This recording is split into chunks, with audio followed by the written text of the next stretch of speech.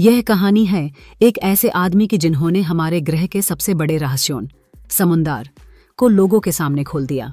उस आदमी का नाम था जाक्स ईव कुस्टो, एक French naval officer, inventor, film maker और ओशन एक्टिविस्ट। कुस्टो का जन्म 11 जून 1910 में हुआ।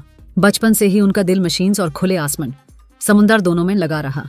नेवल एकेडमी में पढ़ाई के बाद एक एक्सीडेंट ने उनका करियर एविएशन से डाइवर्ट कर दिया और उन्होंने समुंदर की तरफ रुख किया। लेकिन रियल रेवोल्यूशन तब आया जब कुस्टो ने इंजीनियर एमिल गान्यन के साथ मिलकर एक छोटी सी डिवाइस बनाई जिसे आगे चलकर एक्वालंग कहा गया। साइंटिफिक आइडिया सिंपल पर रेवोल्यूशनरी था। एक डिमांड रेगुलेटेड वाल्व जो डाइवर को एम्बिएंट वाटर प्रेशर पर ब्रीदिंग गैस प्रोवाइड करता है। Water pressure increases 1 per atmosphere har 10 meter depth per atmosphere har regulator gas को इसी प्रेशर पर सप्लाई करता है ताकि डाइवर नॉर्मल तरीके से सांस ले सके। अगर गैस को सरफेस प्रेशर पर ही दिया जाए तो डाइवर गहराई में सांस नहीं ले पाएगा। इसलिए रेगुलेटर को हर डेप्थ पर गैस को ऑन डिमांड डिलीवर करना जरूरी है। इस इन्वेंशन के बिना अंडर वाटर एक्सप्लोरेशन का स्कोप बहुत छोटा था। या तो सरफेस सप्लाइड एयर चाहिए होता या बहुत limited time compressed air. Human link aqualung ने एक्सप्लोरर्स को समंदर में फ्री मूवमेंट और लॉन्गर ऑब्जर्वेशन टाइम दिया। रिसर्च का स्केल बदल गया। एक्वालंग का एक प्रैक्टिकल इफेक्ट ये हुआ कि लोग शैलो स्नॉर्कलिंग से लेकर रियल साइंटिफिक सर्वेज और अंडर वाटर फिल्मिंग तक जा पाए।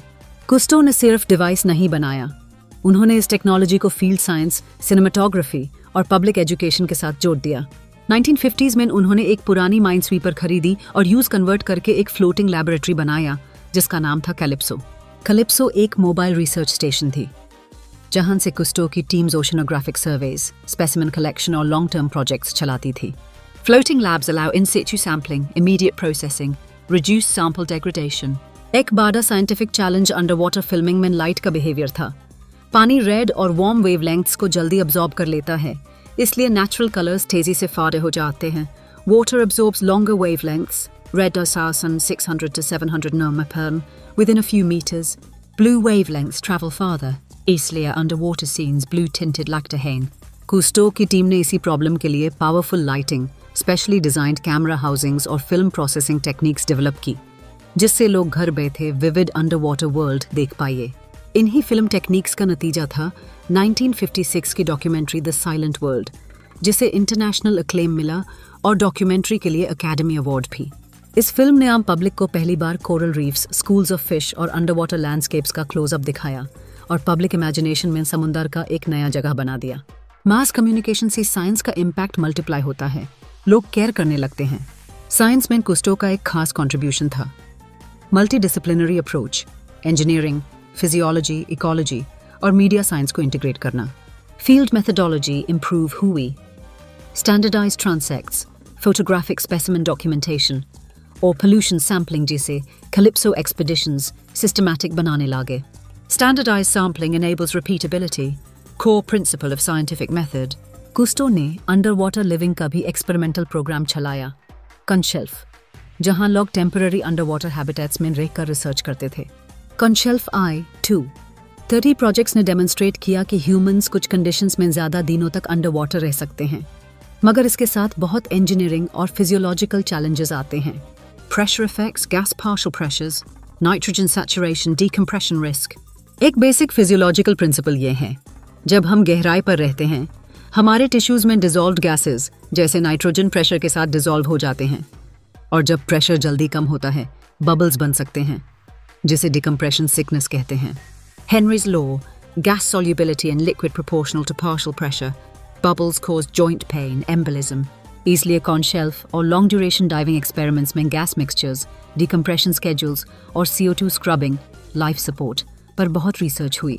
कॉनशेल्फ 2 जैसे एक्सपेरिमेंट्स, रेड सी 1963 में डाइवर्स 30 दिन तक अंडर वाटर रहकर काम किया, जो सैचुरेशन डाइविंग प्रिंसिपल्स को समझने में मददगार साबित हुआ।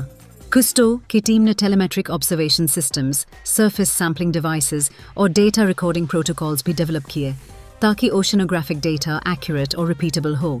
इन प्रैक्टिकल कॉन्ट्रीब्यूशंस की वजह से मरीन बायोलॉजी को नए research questions mile, reef resilience, fish population dynamics, pollutant bio accumulation और ह्यूमन इम्पैक्ट्स पर डिटेल्ड स्टडीज शुरू हुए। पर जैसे जैसे कुस्टो पब्लिक को समुंदर दिखाते गए, उन्हें ये भी दिखने लगा कि ह्यूमन प्रेशर्स, पोल्यूशन, ओवरफिशिंग और हैबिटेट डिस्ट्रक्शन रैपिडली बढ़ रहे हैं। एक्सप्लोरर टर्न्ड एक्टिविस्ट, साइंस से अवेयरनेस और पॉलिसी चेंज तक का सफर। इस रियलाइजेशन के साथ 1973 में उन्होंने द कुस्टो सोसाइटी एस्टैब्लिश की।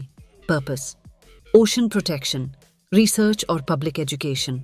द कुस्टो सोसाइटी ने marine protected areas, pollution surveys और वर्ल्ड वाइड अवेयरनेस कैंपेन्स में लीड रोल लिया, और कुस्टो ने साइंटिस्ट्स को पॉलिसी मेकर से कनेक्ट करने का काम भी किया। साइंटिफिकली देखा जाए तो कुस्टो का एक कोर स्ट्रेंथ ये था कि उन्होंने ऑब्जर्वेशन को स्टोरी टेलिंग से जोड़ दिया ताकि डिस्कवरीज जर्नल्स से निकाल के घर घर तक पहुंच सकें।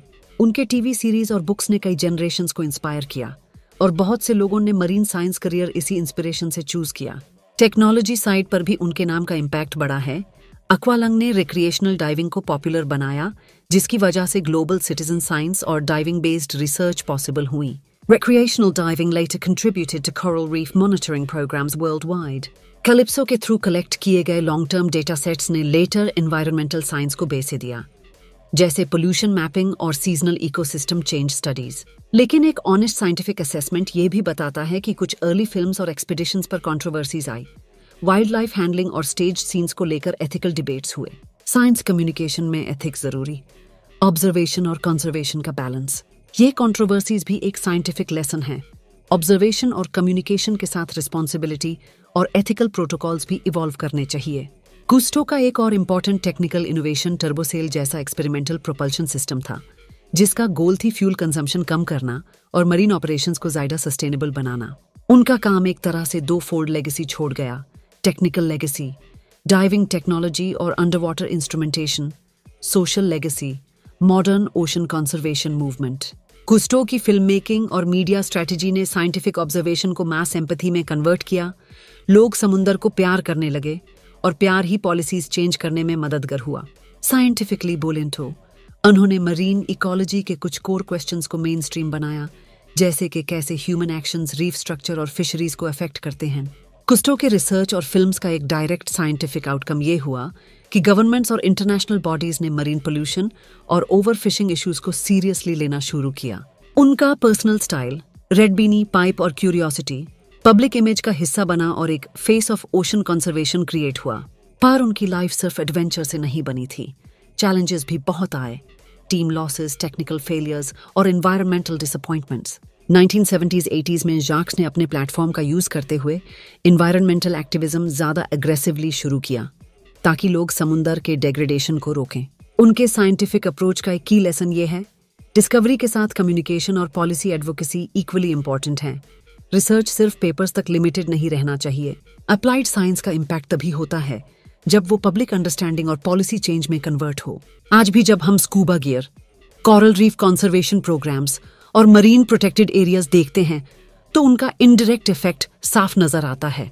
कुस्टो 20 जून 1997 को गुजार गए, लेकिन उनका काम, उनकी फिल्म्स और द कुस्टो सोसाइटी आज भी ओशन साइंस और कंजर्वेशन में एक्टिव है। आज के साइंटिस्ट्स उनकी तरह मल्टी डिसिप्लिनरी टीम्स बनाते हैं: बायोलॉजिस्ट्स, इंजीनियर्स, डेटा साइंटिस्ट्स और communicators, because real planet scale problems cross disciplines. और साइंस का एक core rule, observe, measure, repeat, Cousteau ने इसे पब्लिक के लिए भी एक्सेसिबल बनाया। अगर तुम अंडर वाटर एक्सप्लोरेशन की साइंटिफिक बेसिक्स समझना चाहो तो 3 चीजें याद रखना: pressure gas behaviour, light optics और life support engineering.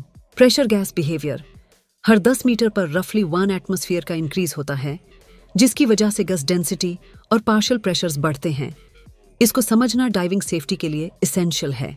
Light optics: पानी में रेड वेवलेंथ्स जल्दी अब्सॉर्ब होते हैं, इसलिए नेचुरल कलर्स के लिए या तो क्लोज रेंज लाइटिंग या पोस्ट प्रोसेसिंग कलर करेक्शन जरूरी है।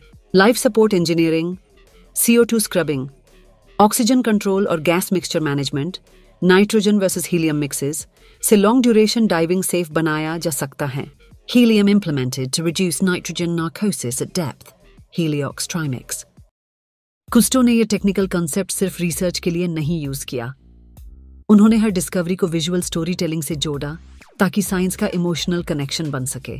आज के लिए एक शॉर्ट साइंटिफिक समरी: एक्वालंग ने ऑटोनोमस डाइविंग अलाउ किया, कैलिप्सो ने मोबाइल फील्ड साइंस एनेबल की, कांच शेल्फ ने अंडर वाटर हैबिटेशन के लिमिट्स एक्सप्लोर किए और कुस्टो सोसाइटी ने कंजर्वेशन को ग्लोबल एजेंडा बनाया। कुस्टो का जीवन हमें ये सिखाता है, क्यूरियोसिटी और इंजीनियरिंग अगर सही पर्पस के साथ जोड़ी जाए तो डिस्कवरी पब्लिक गुड में कन्वर्ट हो सकती है। ये था ज़ाक-ज़यीव कुस्टो की कहानी, एक ऐसे एक्सप्लोरर की जो समुंदर को सिर्फ देखा नहीं, उसने समुंदर को दुनिया को समझाया और दुनिया से कुछ वापस मांगा, प्रोटेक्शन।